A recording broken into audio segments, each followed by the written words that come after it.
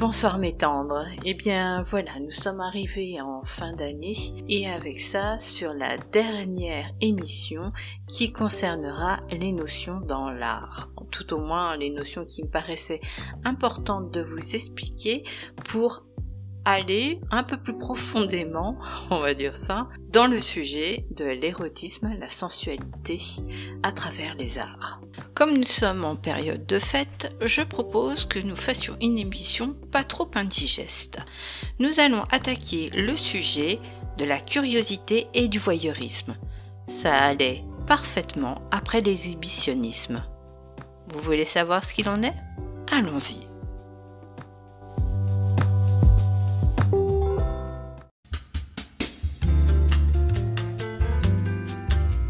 Bonsoir mes tendres, c'est Alvi pour Baiser Cannelle.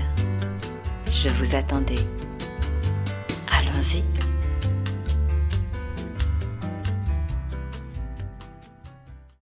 Ah, les notions de curiosité et de voyeurisme, elles se retrouvent dans l'histoire de l'art érotique, sensuel, mais aussi dans notre vie personnelle, dans les médias que l'on choisit de voir ou d'écouter, sur Internet, la télé.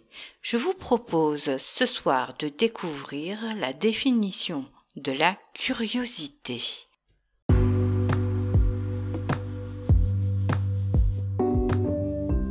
Ah, je vois déjà certains d'entre vous qui lèvent les yeux au ciel en se disant « Elle va nous prendre la tête avec ces définitions ». Eh bien non, on va essayer de faire court. Je dis bien on va essayer. Comme toujours, j'ai un peu cherché dans les encyclopédies et je suis tombée sur ceci. D'après le dictionnaire de Trévoux de 1771, ce qui veut dire que ça fait déjà un bon moment qu'elle existe, cette définition, c'est le mélange entre l'attention, le désir et la passion du savoir. Curiosus, cupidus, studiosus. Non, nous ne sommes pas dans Harry Potter. Mais pour nous, c'est un besoin plus ou moins contrôlé de connaître, d'apprendre, d'élargir sa culture générale. Et ce depuis très longtemps puisque ça remonte déjà à l'Antiquité. Contrairement à ce qu'on pourrait nous faire croire, la curiosité n'est pas un vilain défaut. En effet, puisqu'elle nous sert à enrichir notre savoir. C'est une maline, elle titille notre cerveau pour nous obliger quelque part à chercher plus loin que ce que nous avons devant les yeux. D'ailleurs, c'est quand même grâce à elle si nous avons fait des avancées dans la médecine, dans l'astronomie ou tout simplement dans le monde des arts. C'est elle qui nous pousse à aller toujours plus loin. Si certains de nos concitoyens sont devenus des collectionneurs d'objets d'art, rares et de grande beauté, c'est grâce à cette curiosité. Le côté exceptionnel donnait également du prestige aux possesseurs de ces œuvres. Cela a commencé tout de même très tôt, comme je le disais, à l'Antiquité, puis l'Église au Moyen-Âge se fit un petit pécule, non, on va pas dire ça comme ça, prit la décision d'accumuler un patrimoine d'art qui fut gardé dans des chambres à trésors. La curiosité permit par la suite, surtout en Allemagne, de créer ce qu'on appelle aujourd'hui des musées pour exposer aussi bien des animaux empaillés et autres ossements que des tableaux ou des œuvres de Rodin, Claudel et j'en passe.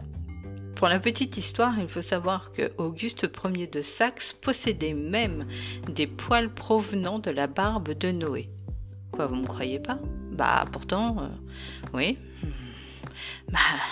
C'était l'âge d'or de la curiosité et c'est ce qu'il possédait dans son musée personnel. Enfin, c'est ce qu'il disait en tout cas. Bon, ok, donc, si nous comprenons que la curiosité est un sentiment qui touche tout à chacun, qui nous amène à vouloir savoir toujours plus. Qu'est-ce que le voyeurisme finalement ?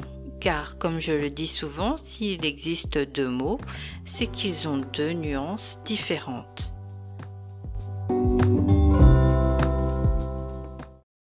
Le voyeurisme. Nous revenons à petits pas vers nos chers paraphilies.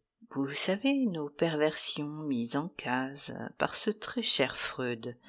Quoi, vous n'aimez pas ces petites perversions? Vous n'aimez pas savoir ce qui vous fait réagir devant un livre, un tableau ou devant des œuvres d'art?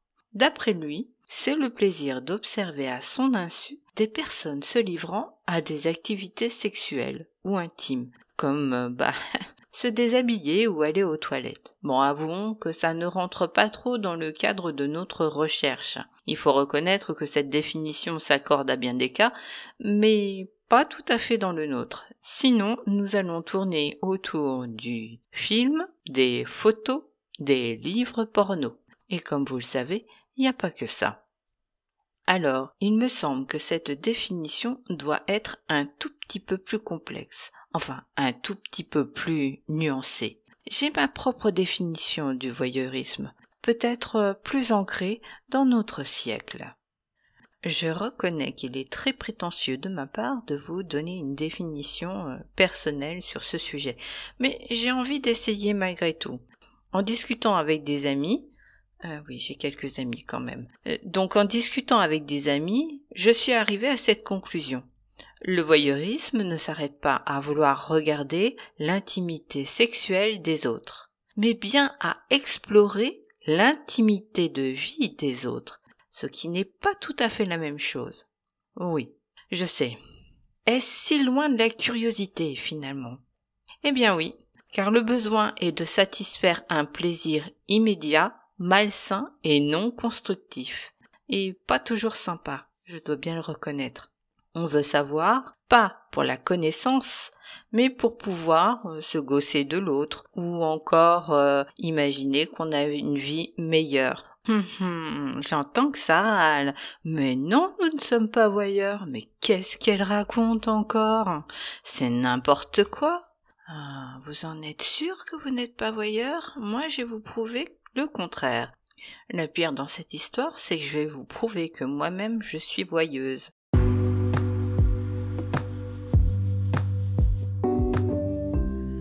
Tout acte n'est pas anodin. Il est dirigé par notre soif de connaissance, enfin normalement, ou encore notre besoin de nous rassurer. On peut lire un livre pour découvrir d'autres civilisations, parcourir la Terre et apprendre d'elle. C'est ainsi que l'on se cultive, que l'on ouvre son esprit à toutes les possibilités. Cependant, je vous conseille tout de même de sortir de votre bibliothèque de temps à autre, ne serait-ce que pour respirer l'air frais. Les œuvres de Victor Hugo, Émile Zola, Marcel Pagnol, Simone de Beauvoir, oui, je sais, je ne parle que de classiques pour l'instant, nous apprennent bien des choses sur leur propre époque, avec leurs drames, leurs passions, leurs idéaux qu'ils savaient mettre en valeur dans leurs récits. Je crois que leur but n'était pas de faire du lecteur un voyeur, mais bien un être doué de curiosité sur les problèmes qui secouaient leur société. Une façon de faire avancer les choses, de faire réfléchir. Aller contempler une sculpture ou un tableau dans un musée peut entrer dans cette même démarche d'apprentissage. On ne se lasse pas de chercher l'astuce qu'aurait pu utiliser l'artiste pour rendre l'œuvre discrète et douce, comme savaient le faire certains peintres danois, ou magistrale à la lumière divine de certains peintres italiens. Oui, sauf que lire des classiques et se balader dans les musées, c'est presque ennuyeux pour la plupart de nos contemporains, et il faut bien le reconnaître. Aujourd'hui, il faut donc donner envie, exacerber un besoin, celui du plaisir immédiat. Il faut se réinventer. Alors, on attire avec des titres d'exposition racoleurs et des sujets parfois croustillants, comme ce fut le cas avec Christian Louboutin et sa dernière exposition, l'exhibitionniste au Palais de la Porte Dorée. Bon, il montrait une collection de chaussures, c'était très joli. Personnellement, je ne vois pas trop la part d'intérêt artistique pour ce genre d'exposition. Après tout, chacun son trip. Il existe des arts qui utilisent le voyeurisme, ne serait-ce que par leur nature visuelle. Vous voyez de quoi je parle?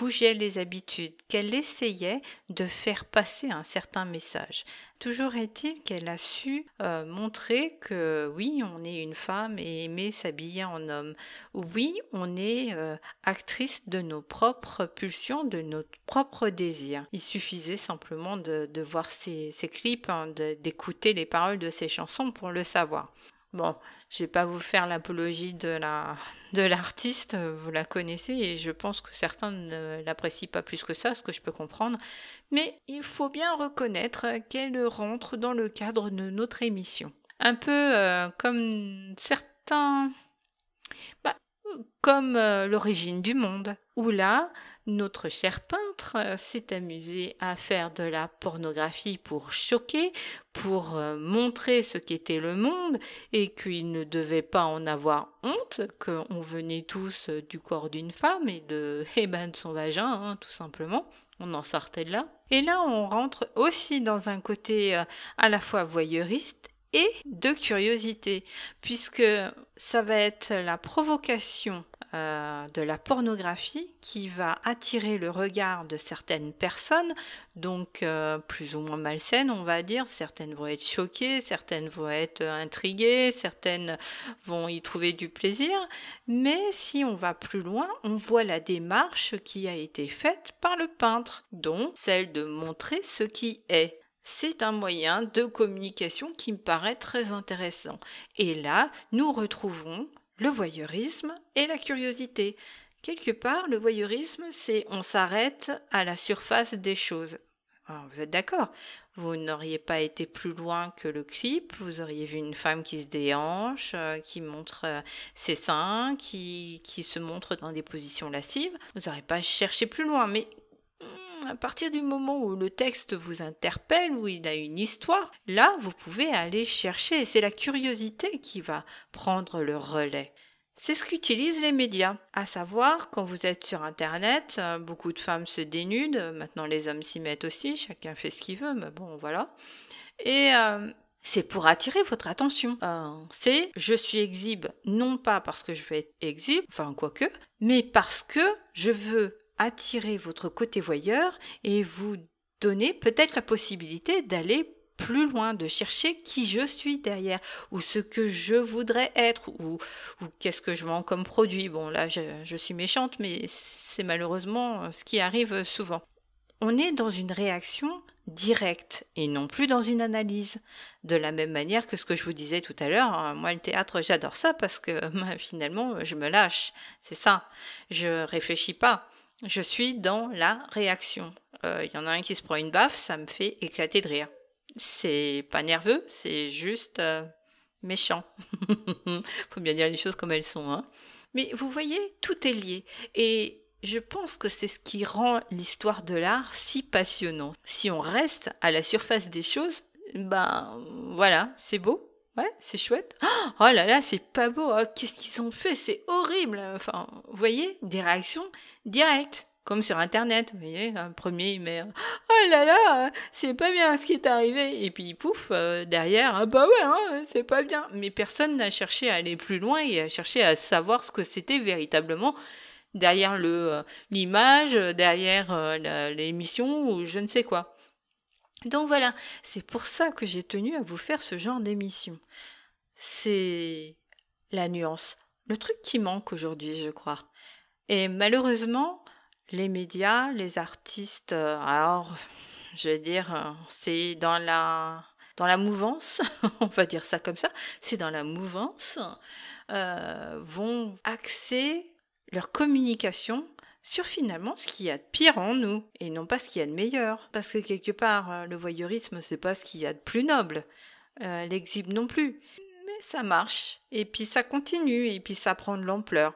Maintenant, à savoir, est-ce que nous sommes capables d'aller plus loin que ce voyeurisme? Est-ce que nous sommes capables d'utiliser notre curiosité, notre cerveau, et de là, voir sur une œuvre artistique, même et surtout bien souvent érotique, ne pas s'arrêter à simplement « Ah là là, c'est nul, ah là là, quelle honte !»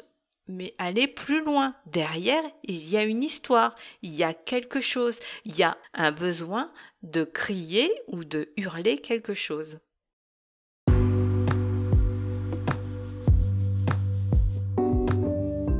Je vois que certains baillent. Oh zut alors, il va falloir que je titille votre esprit la prochaine fois. Allez, nous en avons terminé avec les notions. J'espère que cela va vous permettre d'aborder les œuvres érotiques autrement. Moi, j'ai envie de m'amuser, je dois le reconnaître. Je ne vous imposerai pas un striptease accompagné de ma voix de crécelle, rassurez-vous. Nous allons laisser s'étioler 2020 tranquillement et prendre le temps de lui dire adieu. Et pour commencer l'année 2021, nous découvrirons l'histoire peu banale d'un livre et de son autrice. Je sais que cela en intrigue plus d'un et plus d'une. Histoire d'eau de Pauline Réage, une des œuvres érotiques qui fit scandale à son époque. Sinon, j'espère que vous avez passé un bon moment avec moi, que mon radotage de vieille femme ne vous a pas trop ennuyé. N'étant pas à l'aise, je répète devant mon miroir avec un crayon dans la bouche, mais ce n'est pas toujours concluant, je le crains. Je vous souhaite de bonnes fêtes de fin d'année. Vous pouvez découvrir mes écrits sur le site Wix Baiser Cannelle, me contacter sur celui-ci, encore, Facebook, Twitter et sur Insta. Mais attention, sous mon nom de plume, Alviane Kermoral. C'était le quart d'heure promo. Il paraît que c'est indispensable. Je devrais peut-être faire comme Mylène Farmer. Allez, à très bientôt. N'hésitez pas à vous abonner et à partager, même si ce n'est pas méga parfait pour l'instant. Baiser Cannelle, soyez sage ou pas.